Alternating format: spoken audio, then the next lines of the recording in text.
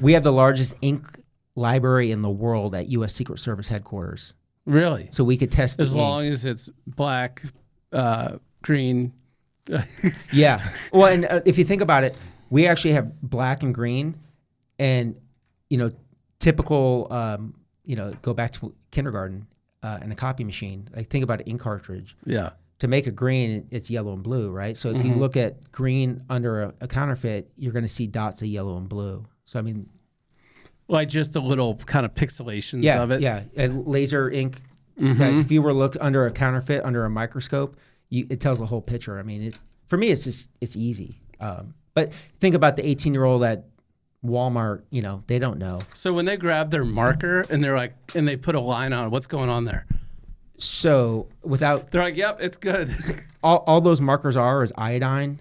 Iodine has a certain reaction with a true currency paper. Okay. So that's all. It's just a chemical reaction. It's a chemical reaction based on iodine.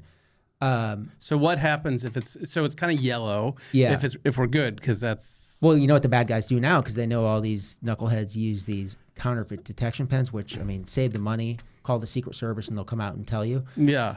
But they coat it.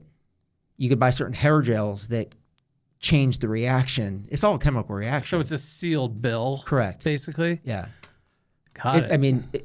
Anyway, I could talk for hours just about that stuff. And are there security features that basically I couldn't find out about? Like, are there anything that the Secret Service keeps secret about these? Yeah, and there's certain things that we call super notes that have been out there that we kind of keep close to the vest and that sort of thing. What's the biggest? So in your career, did you ever stumble in just giant stacks of counterfeit, or is that kind of more like movie stuff? No, but my very first case, some people go a career without taking a case to federal trial, because the prosecution rate with the U.S. Attorney's Office is, close to 90%. Like if you're going to take a case to the U.S. Attorney, you do everything on the up and up, and indictment, and typically no BS. People are going to plea out before. My very first case went to federal trial actually, and is this in like your first couple of years kind of thing, or? It was my first week on the job. Bullshit. Yeah, down at the Amtrak station, a guy was stopped. Basic, stop and frisk, and he had a bag full of stuff he shouldn't have had. But ultimately, the funny thing is, we got him convicted on. It ended up being close to like 18 years in prison. But the funny thing was, he only got a year for the Secret Service charge. But I was the case agent. But he had enough drugs where I as a Secret Service agent, the U.S. Attorney's Office prosecuted this guy with possession with intent to distribute drugs. So he had a serious amount. Of drugs. So we got him on the Secret Service charge, and he got minimal time for that. But I was the case agent for this huge amount of drugs that he had in his possession. What happens to all those drugs, by the way? How many millions of pounds annually does law enforcement confiscate? We turned all that over to our friends with the DEA and certain times the FBI, but then they handle all that and dispose of it. Okay, they're not having huge parties or anything, right? Exactly. No. So you get through training, and it sounds like that was not the toughest thing for you. Like you were very prepared. Let me put it that way. Yeah, it wasn't that it wasn't hard. It was stressful because if you fail anything, you're out. Like you fail academic tests, you fail PT, you fail control tactics. Like there's zero tolerance. Kind of like our mission, zero fail mission. Like you're good enough to get hired. Like there's no zero failure rate. Then our minimum standards, which are higher than any other federal law enforcement agency, you had to get 80% or higher. Like on a shooting range, everybody else is 70%. I'm like, nope, 80% or higher. And if you're below 80%, you failed. Wow. So there was a daily stress of like, I can't fail. I mean, that's going to take a toll on any human being. But ultimately, like this is pretty cool. It's kind of the time under tension. Yeah. Are you living like on a compound, or are you like going to like an apartment after the day? No, down at FLETC, it was an old military base down in Glencoe, Georgia. So we were like base housing. So you didn't have to worry about any of that stuff. Like No, you just yeah. went to your room or whatever. That was And fine. I was young, and I just I was so focused on. I mean, and also like they told us before you went down, don't be a knucklehead, don't do anything stupid, don't use any poor judgment. So like they scared you enough, like don't do anything stupid after hours. Are there people who do you sort of discard that advice and they don't get through? Well, it's kind of like that military law enforcement mentality where you take care of your own, and if somebody's going down that path, you're a good teammate. And everything relates back to sports. You're a good teammate. Like, hey man, like, no, you're coming, and it's that brotherhood that you slowly start creating. Yeah, and these guys and gals, men and women that I were in the academy with, like, they're some of my closest friends to this day. Oh, I bet. That I talk to, sometimes daily, weekly. So who's the best? Were you the best shot in the crew? I was actually. You were? So you have to shoot above 95% on all shooting ranges or courses of fire, and you're considered an expert marksman. So. What kind of firearm do you guys use for this? Well, so it changed. In FLETC, they pretend like nobody's ever shot. So the best way to teach somebody that's never shot, even though we all did with the military or law enforcement, they brought out the old revolvers. So there's nothing better than a double action. Everything's double action. So you have to learn trigger control, sight pattern, and breathing. That's what shooting's easy. Aim small, miss small. It's all trigger control. And if you have double action, you're going to be a better shot. So they started out, we should never use the revolver. But then based on the time frame I started, the first weapon I had all through training was a 6-hour 228, which is a 9mm. But when I graduated, we had a 6-hour 229, which was 357. But then that remained constant through the majority of my career. But then we had to be experts on standard police Remington 870 shotgun, then the H&K MP5 submachine gun. Mm-hmm. Then later they added the SR16, which is could reach out and touch somebody, accurately for like 700 yards. God, that's a long like distance. a 5.56 round. Mm-hmm. So we had to be experts on all those weapons all the time. And when you're DC-based personnel, you have to shoot every month. So I know a lot of people around here like, hey, let's go shoot. I hate shooting. I had to do it for a career, and I had to do it every month. I've shot hundreds of thousands of rounds and loaded mags, and I have no interest in been there, done that, sending rounds downrange for fun, because I had to do it for work. I mean, I like hunting, but like just to go shoot, like I'm good, man. Yeah. I can see how you might be over that. Yeah. So you go through this training process, and you're getting exposure to like these different disciplines under the umbrella of the Secret Service. So I'm guessing some people elect or pursue specialties within there. Or do you? Or I mean, it's kind of like med school. Like we're all doctors. I'm going to specialize in this. So is that how that works? Is you kind of declare, I want to be in counterfeit, or I want to be in presidential detail, or how does that all? Well, unfold? and that's the thing that makes, I think, the Secret Service, again, the best federal law enforcement agency in the world. Where, to use our friends with the FBI, like you may be an FBI agent, but you're working drugs or sex trafficking for 20 years. That's great, but like you don't get a full perspective of like federal law enforcement. As Secret Service agents, you go to your first field office, and we have 122 field offices throughout the country. There's roughly 96 judicial districts, so think about it. There's, 1 or 2 per judicial district. Then we have 30 overseas. So you go to a field office, and you're typically assigned a squad. So your first squad typically are like, back, they don't do it now, but it was like T-checks, treasury checks. People get their old treasury checks and forge them or whatever. So they start you like in a T-check squad. Then you go to a counterfeit squad. Then you go to maybe like a protective intelligence squad. Then a protection squad. So they in protective intelligence protection, like you can't make mistakes. So typically you're going to start a new agent, like you could make a mistake in a T-check or a counterfeit, and for the most part, lower stakes stuff. Yeah, nobody's going to get hurt for the most part. There's always a chance of, but you can't mess up protection or protective intelligence, because that somebody could die like literally by messing it up. So to answer your question, like you get exposed to everything. You become a master in everything.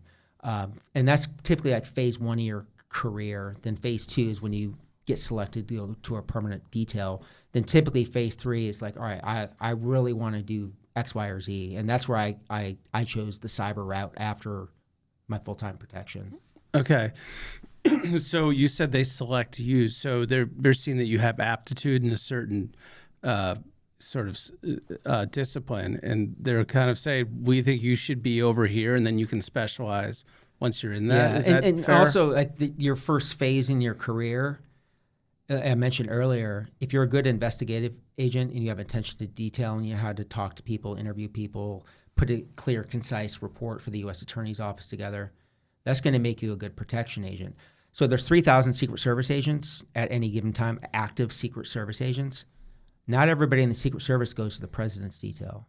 I mean, it's just the way it is. I mean, that's why, you know, with my current company, M6, we're all presidential level people, agents. You know, there's a guy that spent 20, 25 years in the Secret Service, never sniffed the president's detail because, you know, they didn't make the cut.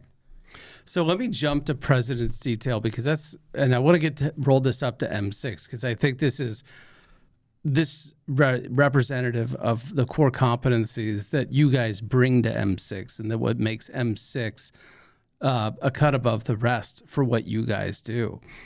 And so what president's detail seems like they're opposing agendas when you're doing this, meaning in a perfect world, a Secret Service agent, if you want to protect the president, you're like, please climb into this steel box and don't come out. Yeah. Right? That's how you protect them. But there's the reality of it, which is, you know, this person needs to be seen.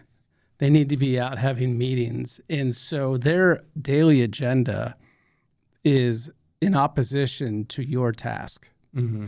And therein lies the challenge, which is in all of this chaos. I mean, from a security perspective, it is chaos. Mm-hmm. You have all these variables and very little constants or things that you can plan around. The things you can plan around is probably like, what kind of building are we going to be in, or what are these different constants? So talk to me is a massive subject, but what does this mean to be in this protective detail? Like, how do you even begin to keep somebody safe who's in broad daylight?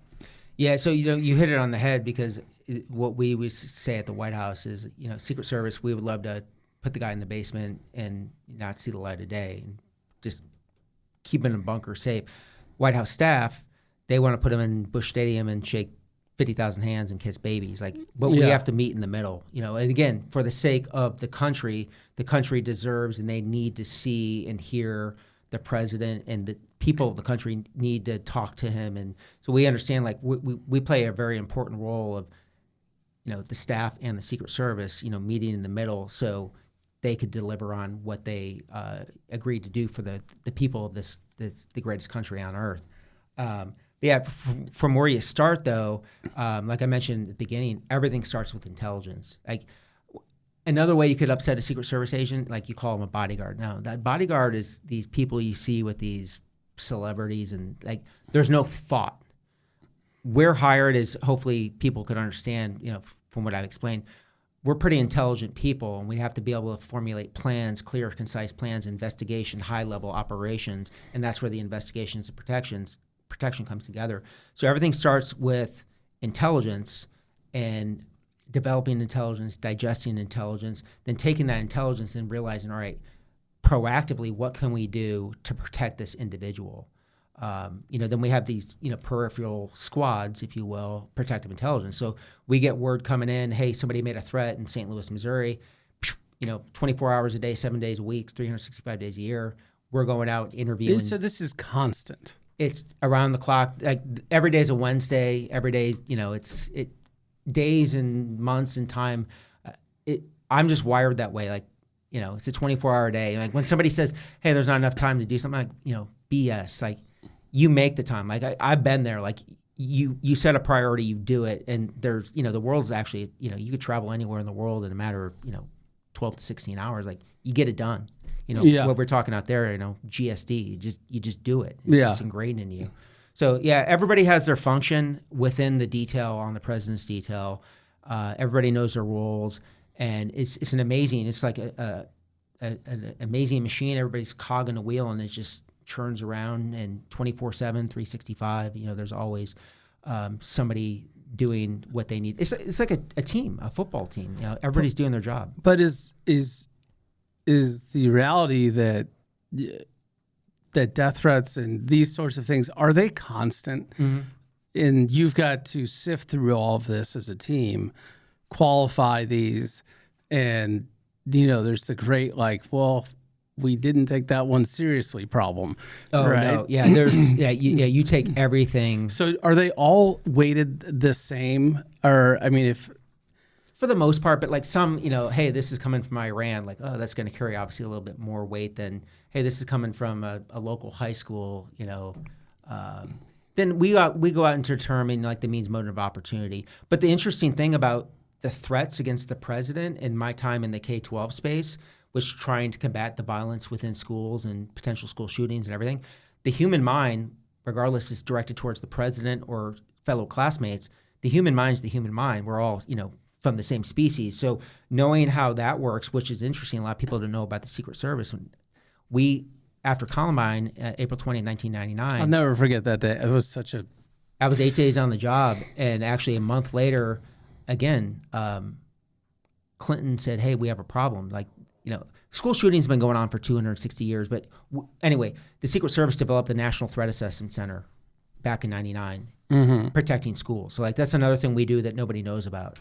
You're right. And we also are the lead investigative agency for the NCMEC, which is the National Center for Missing and Exploited Children, started by John Walsh. So we have our hands in all these things that we don't go around tooting our own horns like other federal agencies. We just GSD. We just get it done. Get it done.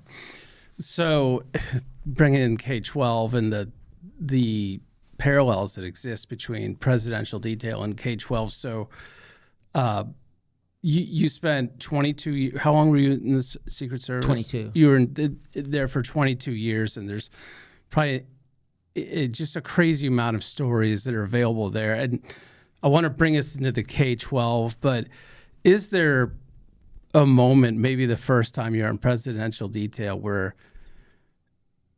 the president's walking out and you also have this personal moment of like, I'm here, I'm doing this now. You have to wait, stop thinking about that. Focus on that. Did you have that moment of realization that this is really cool?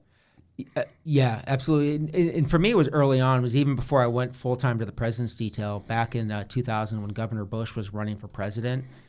He's a heck of an athlete in many regards, but he at the time in 2000, he was a runner, running a lot. The guy could clip off easily a 6:30 mile for 3 miles. Boom, boom, boom, boom, boom.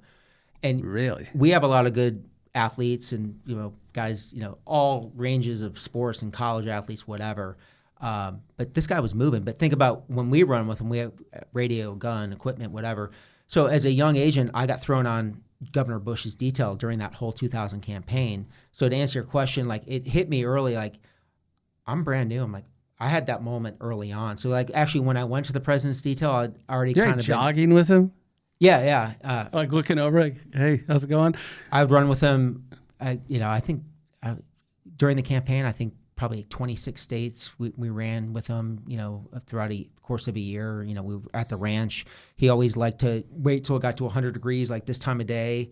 And then we had the 100-degree club. If you could complete a 5K in a certain time, he would give you this 100-degree club. So he's got intensity about him that doesn't come across. He is super intense, very competitive. Because I ran with him, but when I went full time to the president's detail, he wasn't running anymore because of his knees. So he was mountain biking.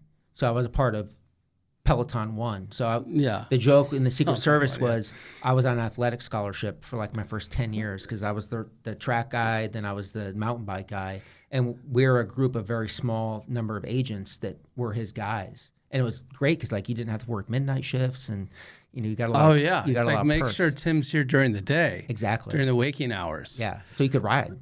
That's crazy. That's really fun. So do you get to know the presidents then? So I got to know him very well, and especially if you remember President Bush, he was all about nicknames. And he gave me a nickname.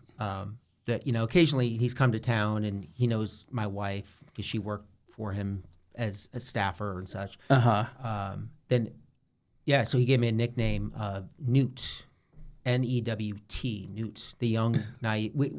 Nobody knew what it meant, but one of my shift leaders asked him, like, hey, why do you call Tim Newt? And he's like, Lonesome Dove. Oh, I don't know it. Yeah. Ricky Schroeder played the young, naive character named Newt in the Lonesome Dove series back in like the late 70s, early 80s. So that was you. That was all my photos are signed to Newt. So how many presidents did you span? 5 sitting, 4 former. So I protected 9 total. Okay. 5 of those were sitting, though, from Clinton to Biden. Then the formers were 41 Bush, Carter, Ford, and Reagan. Really? So I was assigned. That's so much history. I was assigned to the Washington field office, and obviously everybody comes to WFO. So I had a lot of protection time where I was able to do details for those guys at certain times throughout my career. And I'm 50, and I was a huge Reagan. He's the first guy I remember as a kid, like as president, right? Like really remembered. Likewise. And to meet him and his wife, that was probably my biggest kind of like aha, like wow, this is surreal.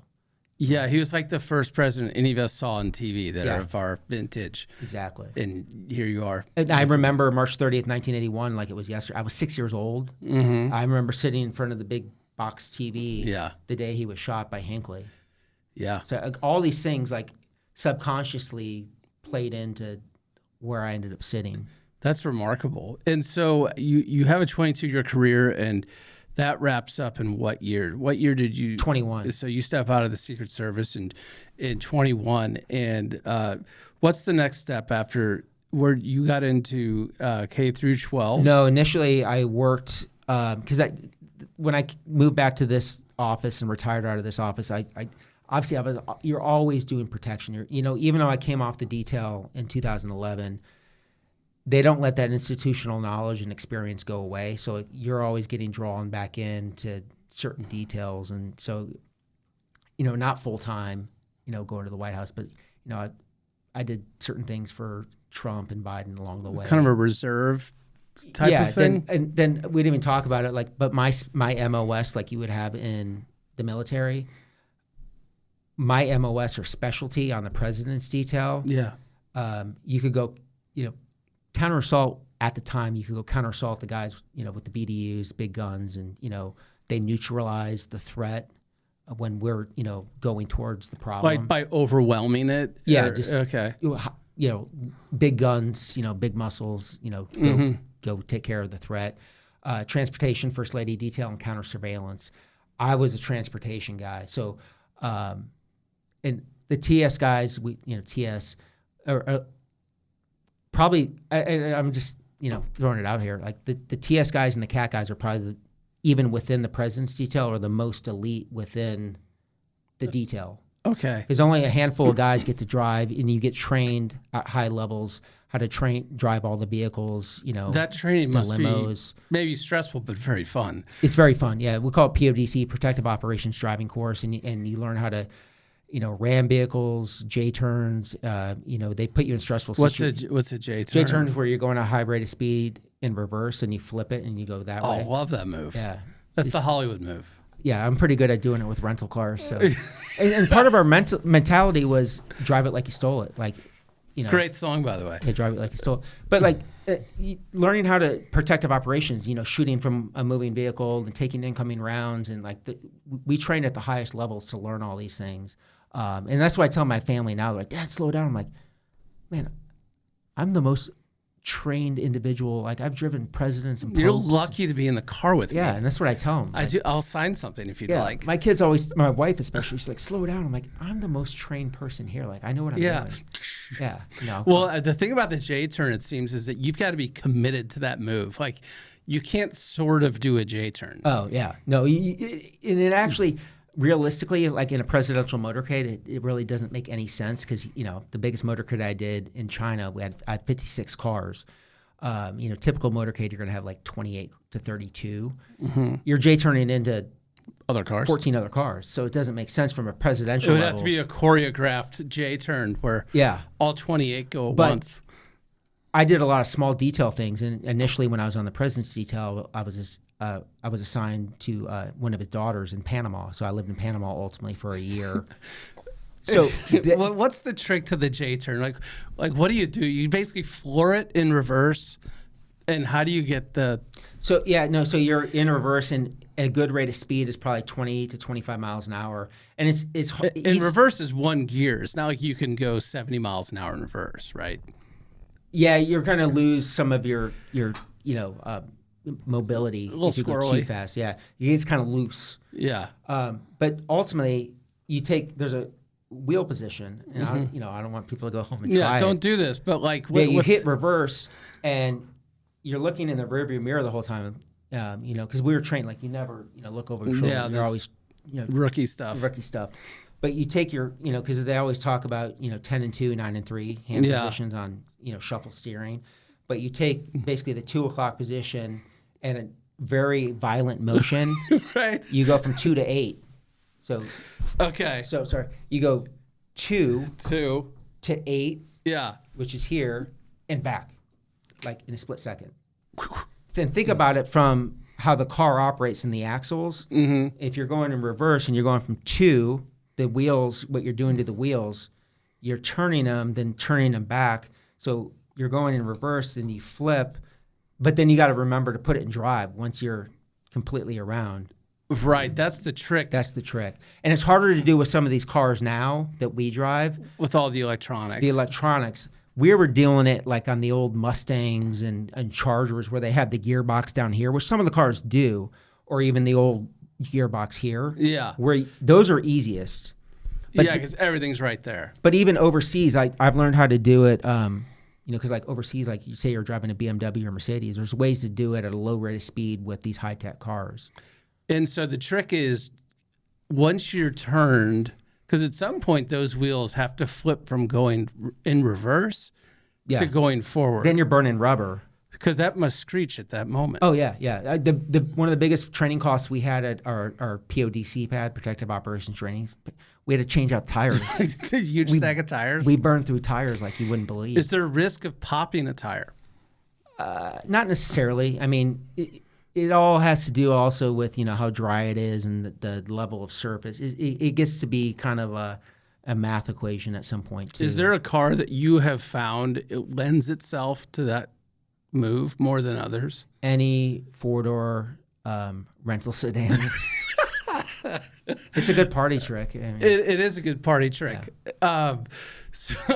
So anyway, where I'm headed with that is that you let me regather. So you're retired from, and you're sort of in a reserve of sorts. Yeah. Where you can be tapped to do certain details. After you've officially retired, you're still sort of available to a degree. Yeah, I mean, you still have your clearance for some period of time, to get that, top secret SCI clearance. But I went to work for a cyber counterintelligence company, and it was my first entry into the private sector. And that must have been an eye opener. Yeah, it was, because I worked with a bunch of men and women that are high-strung type A people like me that, I'll work for 48, 72 hours, whatever it takes to get the job done. Literally, no food, no water, whatever it takes, Yes. For God and country, the Constitution and the flag. The private sector is a little bit different. And I just didn't have that, you don't have that bond that you did and the work. And it was just completely different. It's not what I expected. And, I told the story before we came, though. I just needed something mission-oriented, and that's ultimately how I got into the K-12 space. What greater asset in this country do we have than our nation's children? No, that's 100% There's 52 million children or kids K through 12 in this country. So, I mean, that's our greatest asset. I mean, that's our future. So, and they're not being protected like they should. Well, can I pull that apart a little bit, which is I think you found yourself now in a position similar to presidential detail, which is you have opposing forces, right? Which is same thing sort of exists, which is you're looking at a school, you're looking at a bunch of people, you understand the objective of the school. So best case scenario is we can put everyone in a metal box, but that, we were kids once, and that's a tough experience to grow up in. So you've got to make these security compromises, both optically, no one wants to drive by the neighborhood school and, people stand outside with, heavy weaponry and stuff like that. And all these different things that we've all heard about. So how do you even begin to, and what a lightning rod, by the way, of, these are our schools, and just saying it that way already sort of charges it. So, well, yeah, two things. I mean, honestly, and people overthink it. This isn't rocket science, and it's pretty easy. So, I treated, and I articulated this when I went through the process, but in the district that I worked for, I treated each of the buildings like it was the White House. So if you think about it, the White House, one of the most protected places in the world, but once you're in, you have ease of access to do your job and freedom of thought, and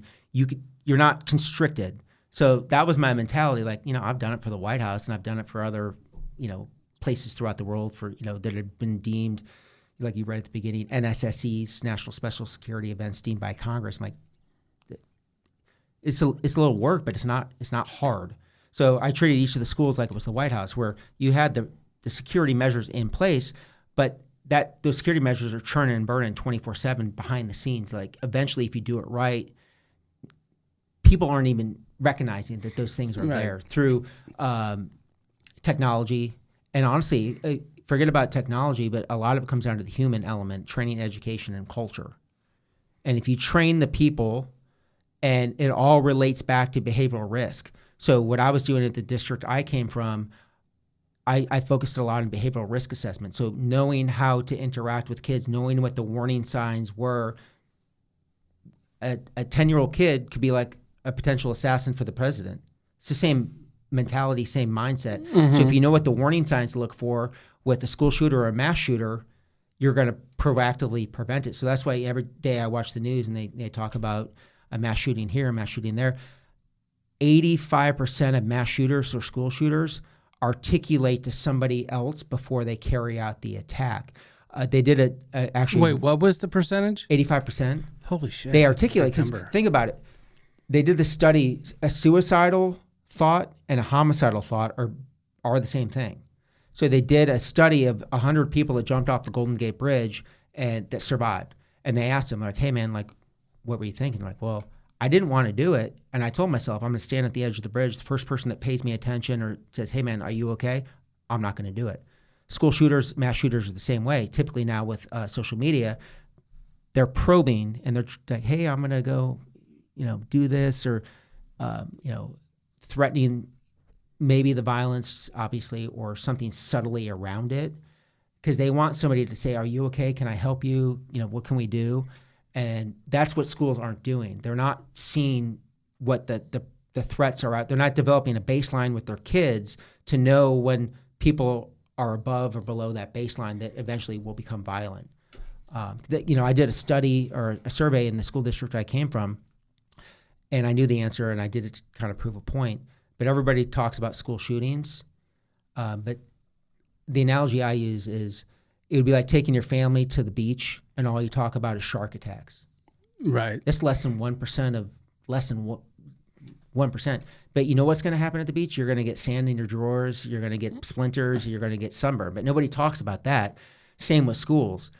The survey, the biggest concern of the school district I came from in order was bullying, suicide, vaping, and drug use, then school shooting. So, if we could eradicate bullying, we're taking kids off the pathway to violence, and that's going to prevent suicide, drug use, vaping, and school shooting. So my point was, like, let's fight bullying, then we're going to create a better environment for these kids from K through 12. Is the bullying these days, in-person bullying primarily, or is it more of like my kid's got a phone, I don't even know what's going on that phone? Both. So what I did is we brought in two things: no place for hate. Then also we brought in teaching our kids at an early age to be good digital citizens. So if they see something, say something. I mean, all this is free. I mean, and none of this is earth-shattering stuff, but you got to do the work. But what I've learned in the K-12 space is they don't want to do the work. I'm too busy, or I have lesson plans, or I've been a teacher for 25 years. This is my routine. I don't want to deviate. You got to do the work, man. I mean, I'm telling you, there's not 100% certainty, but these are solutions that will work and take kids off the pathway to violence. Because everything starts with a grievance. Grievance turns to ideation. Ideation turns to planning and research, to probing, to execution. Right. Okay. So if you take somebody off the pathway to violence and a grievance, you're bullying me, that's a grievance.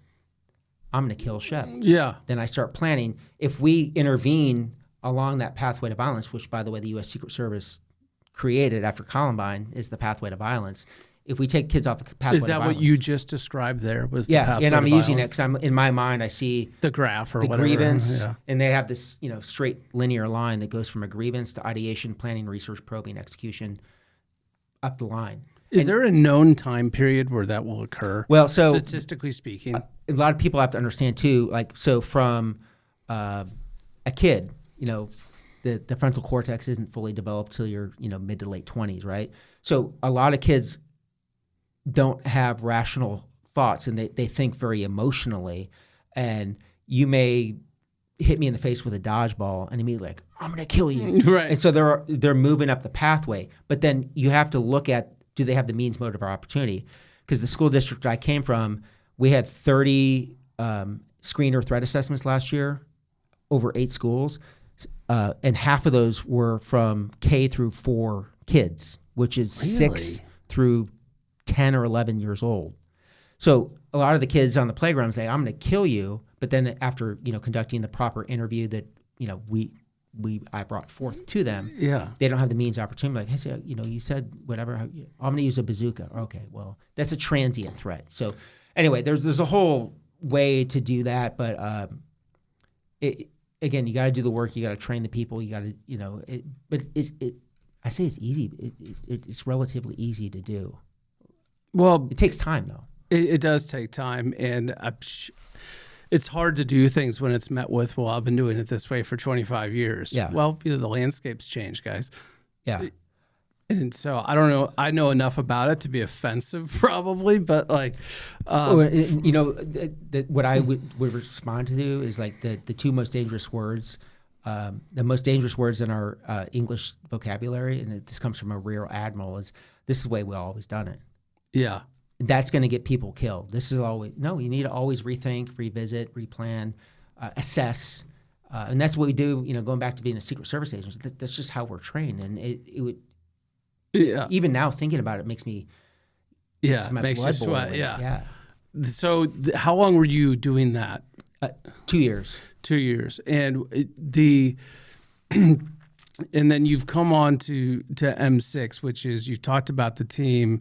And can you dive into some of the detail, though, of what you guys are specifically trying to, you're growing something, and I know that you're established, but there are things that you guys, from like a cyber perspective, or you envision your team doing certain things, and say what you want, obviously, we just want to give people more of an idea of like, this is what we'd like to be doing as M6. Yeah, so we have 2 main verticals, and my friend, colleague, and CEO of the company started, about 5 years ago, and he made a big name for himself nationally in the K-12 space. So we're not completely abandoning that, but we have 2 main verticals. One being the K-12 space, which is part of M6 Global Defense, but it's called Safe Path Educational Services, or SPEC. So Safe Path, and it talks about a lot of what I talked about: behavioral risk assessment,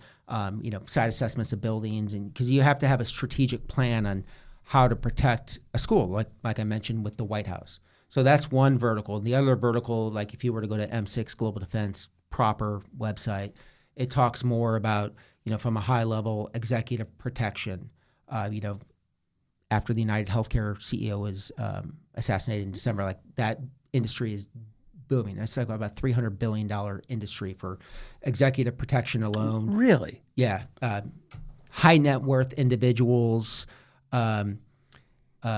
critical infrastructure assessments, like say you have an oil and gas company or a manufacturing company, you need to protect, what are your crown jewels?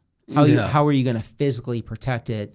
Then a part of that we've talked about, you could disrupt from a cyber perspective too. So that's where my background is very unique because I spent all those years in cyber too, assigned to Europol and Joint Cyber Action Task Force and all this type of stuff. So from a cyber perspective, where the physical world meets, so we do the critical infrastructure protection. Then what sets us apart as well, we have a chief medical officer within our company that came from the White House.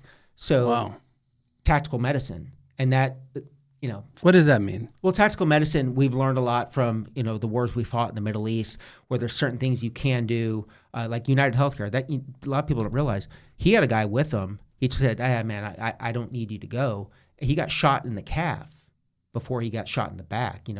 That coward, shot a guy in the back to kill him. But he was shot in the calf. So say he had somebody with him, he would have survived that wound. And if you had the proper tactical medic with him, or, we're trained as well, you put the proper tourniquet on, preventing the guy from bleeding out, so that's what tactical medicine is. Like, we've learned a lot from the wars in Afghanistan, Pakistan, Iraq over the years of, I remember like growing up, like, don't put a tourniquet on somebody. You're going to, cut their circulation off. Well, tourniquets save lives. Yeah. And there's all sorts of tourniquets that I brought to the schools, different sizes for, different sizes of kids. So that's the tactical medicine we're talking about. But then also we offer, like a concierge medicine. Think about like a high level exec or a high net worth individual. They want to keep their footprint low in the community, right? Yeah. So should they go to the ER? Should they go to the doctor's office? A lot of these folks have concierge medicine available 24 hours a day. So we have the ability to provide that as well. But again, the biggest thing, I mean, they're all big, but we offer that digital threat assessment. So we're not going to just go out and say, hey, you're high level and, you should have this many agents and it's going to cost you this much. No, I mean, that's just not fair. And we're, worthy of trust and confidence. That's the motto of the Secret Service, and we have ethics and morals. But we're going to develop that threat intelligence to determine what this individual needs for proper protection. So, and that's besides the threat intelligence that we're able to provide, the level of experience on our team we're able to provide is bar none to, anybody else. I think we added up the number of experience years from a presidential and high level elite military. We have over 600 years of, getting your hands dirty type of experience. That's a lot of experience.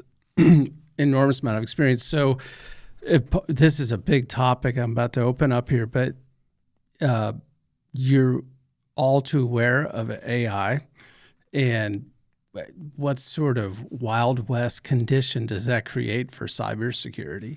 Well, AI could be used good and bad. Good and bad. So obviously we know like the typical things were bad, creating deep fakes and voices and pictures and everything.